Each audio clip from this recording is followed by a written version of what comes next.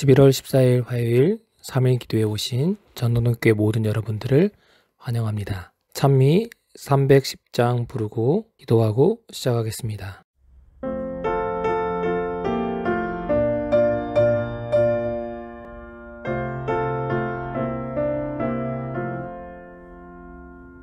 사랑의 목자 예수 죄인을 부르사 안전한 우리 안에 쉬라고 하시니 청년과 노유 모두 부름에 응하여 평안한 진리길로 곧 들어갈지라. 사랑과 온유로 부르시며 길 잃은 죄인들 돌아오기 기다려 서 계신 예수님은 거룩한 목자로다. 너 위해 목숨 바친 사랑의 참 목자 지금도 너를 불러 오라고 하시니 미루지 말고 즉시 부름에 응하여 평안한 안식처로 곧 들어갈지라. 사랑과 온유로 부르시며 길 잃은 죄인들 돌아오기 기다려 서 계신 예수님은 거룩한 목자로다.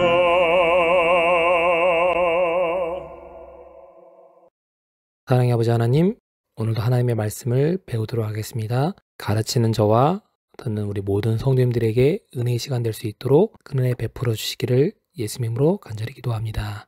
오늘은 기본교리 28 아들 하나님, 먼저 기본 시조의 말씀을 듣도록 하겠습니다. 영원하신 아들 하나님은 예수 그리스도 안에서 성육신하셨다.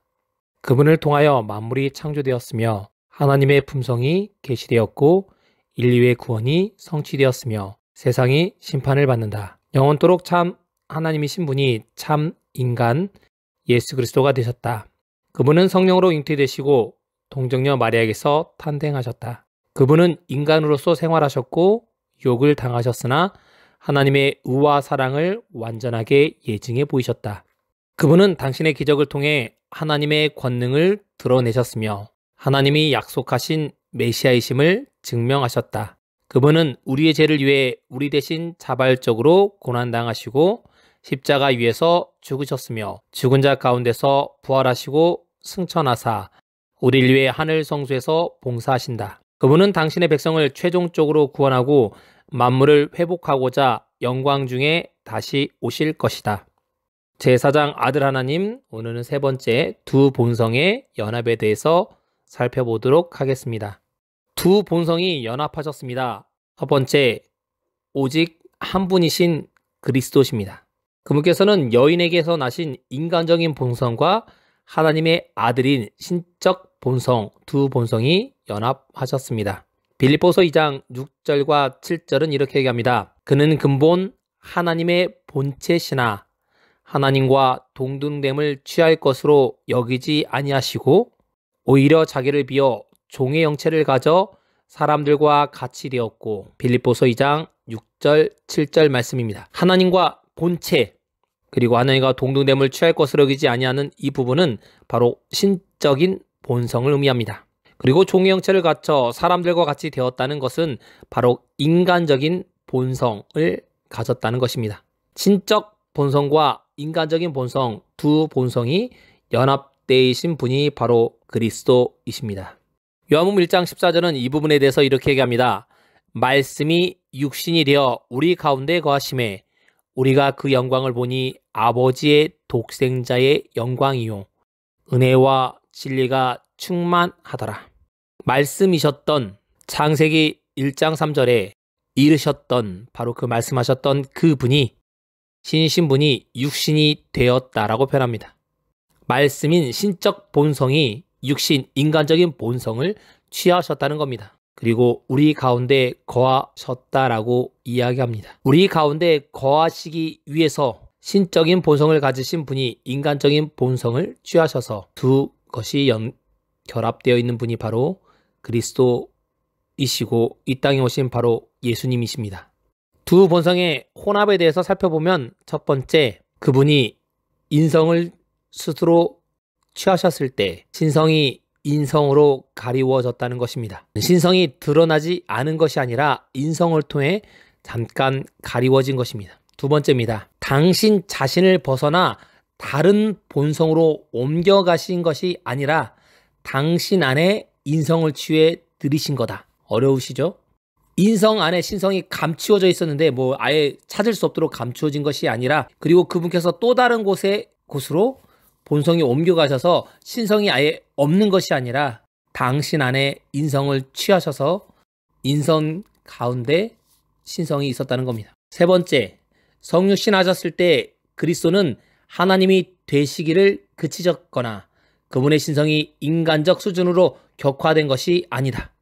각각의 본성은 제자들을 지켰다. 인간의 몸에 들어갔기 때문에 신성이 거기에 틀에 맞게끔 아주 신성이 작아지거나 영화나 만화에서처럼 거기 틀에 맞게끔 힘이 제약되거나 인간의 몸을 취하였기 때문에 하나님의 신성의 힘이 약해졌다는 것이 아닙니다. 그분은 모든 능력을 그대로 갖추고 있었으나 인성을 취하셨기 때문에 인간적인 배고픔도 느끼시고 여러 가지 것들을 느끼셨다는 겁니다. 그러나 그분께서는 이 신성을 자신의 필요를 위해 사용하지 않으셨다는 겁니다.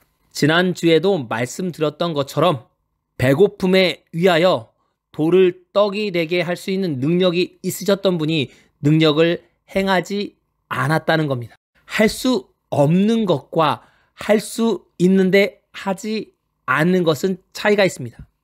예수님은 능력이 없어서 참으신 것이 아니라 능력이 있으셨지만 참으셨습니다. 자신의 필요를 위하여 신성을 사용하지 않으신 것입니다.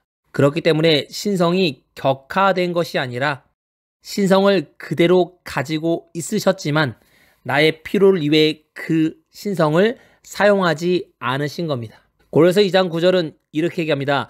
그 안에는 신성의 모든 충만이 육체로 거하셨다. 육체 가운데 계시지만 신성은 그대로 지니고 계셨다는 겁니다.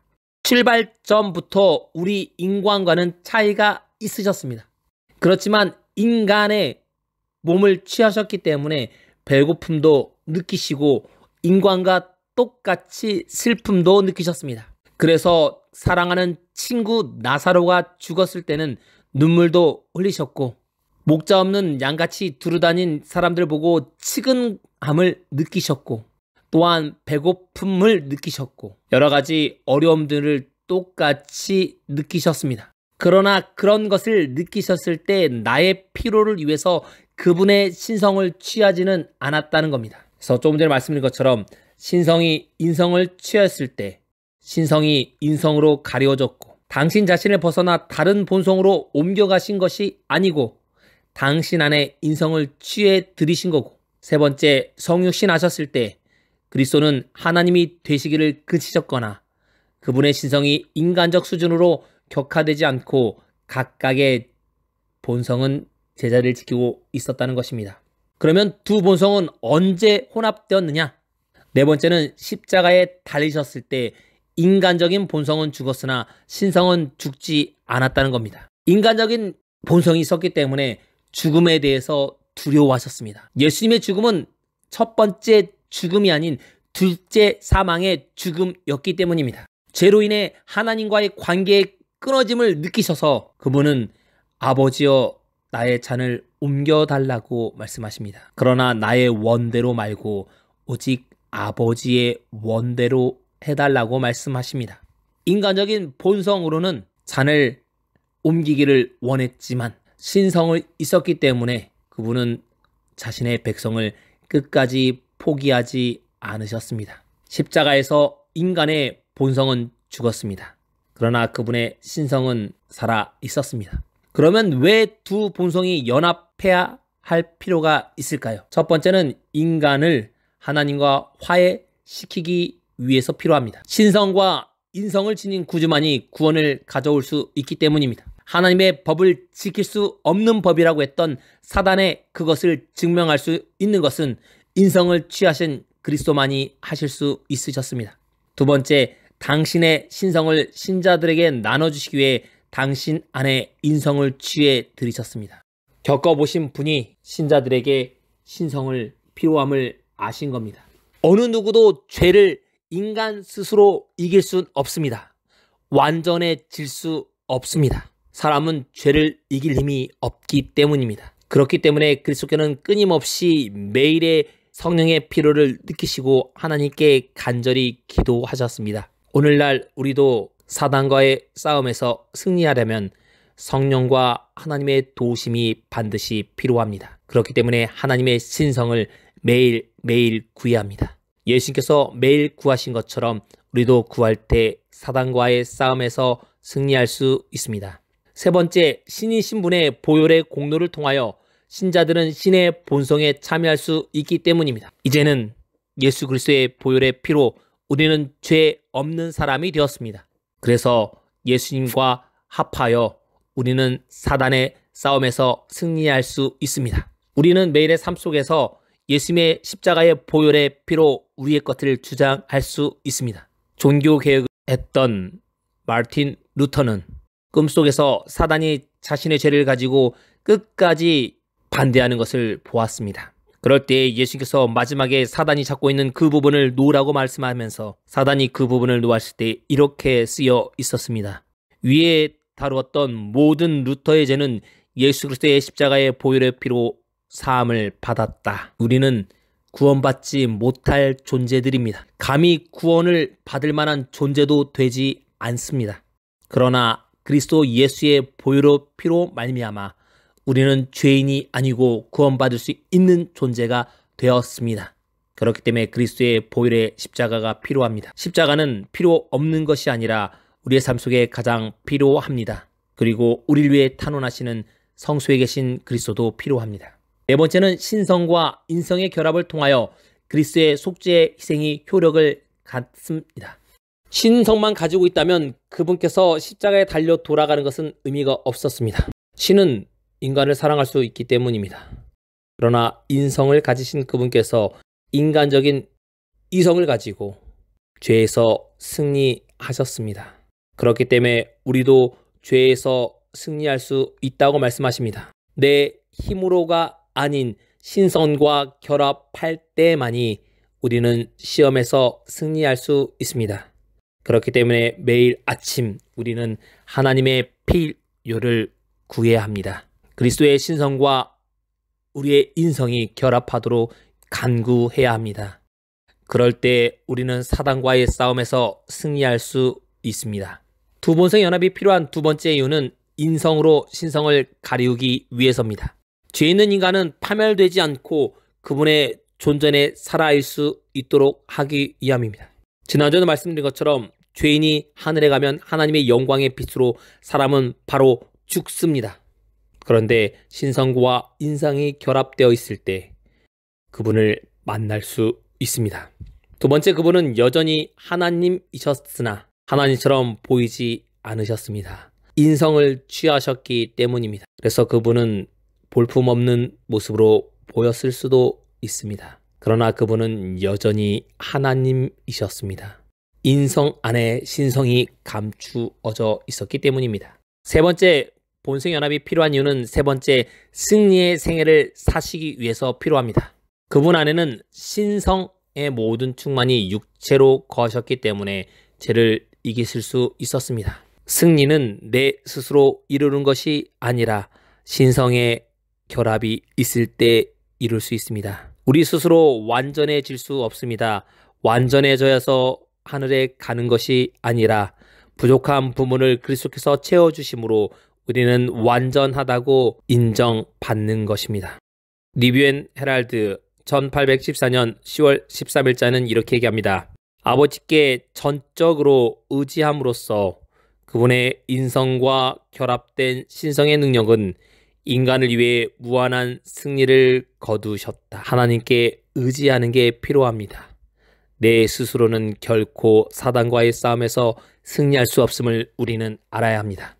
세 번째, 승리의 생애를 필요한 이유는 두 번째, 인간의 행할 수 없는 능력은 그 어떤 것도 그분께서는 행사하지 않으셨습니다.